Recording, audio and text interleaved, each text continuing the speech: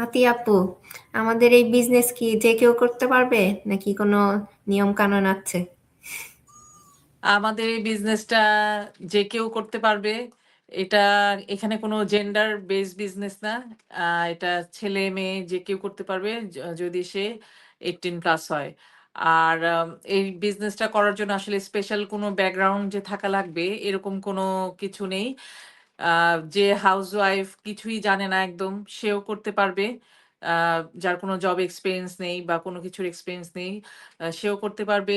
যে doctor, engineer, teacher আম যে প্রফেশনের হোক না কেন এই বিজনেসটা যে কেউ চোখ বন্ধ করেই করতে পারবে। শুধু যদি তার পজিটিভ একটা মাইন্ডসেট থাকে, নতুন কিছু শেখার আগ্রহ থাকে তাহলে সে ইজিলি সুন্দরভাবে এই বিজনেসটা করতে পারবে। জি আপু, এইটাই। একজনকে এই বিজনেস করতে হলে তাকে পজিটিভ মাইন্ডসেট থাকতে হবে আর কোচেবল হতে হবে। হ্যাঁ, আর হলো সে যে দেশেই থাকুক না কেন তার legal work legal document legal লাগবে। সে দেশের লিগ্যাল ডকুমেন্ট লাগবে যেহেতু এটা একটা আ বলব যে লেজিট বিজনেস। এটা প্রত্যেকটা দেশেরই সরকার অনুমোদিত। এটা যেমন কানাডায় আমরা যারা থাকি তারা T4 এ পাই প্রতি বছর। এটা সিআর এর সঙ্গে আ আ যুক্ত।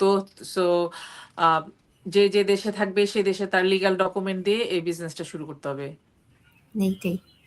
ঠিক আছে, আমি আশা করি সবার বুঝতে সুবিধা হবে এই ভিডিওটি দেখলে কারা কারা এই বিজনেসটা করতে পারবে। আর আমি আরেকটা জিনিস অ্যাড করতে চাই, আপনারা যদি গেট রিচ কুইক স্কিম খুঁজে থাকেন তাহলে কিন্তু এই বিজনেস আপনাদের জন্য না।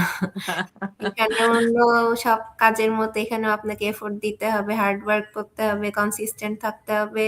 আপনার কাজের উপরে আপনার রেজাল্ট নির্ভর করবে। সেটাই। থ্যাংক ইউ আপু।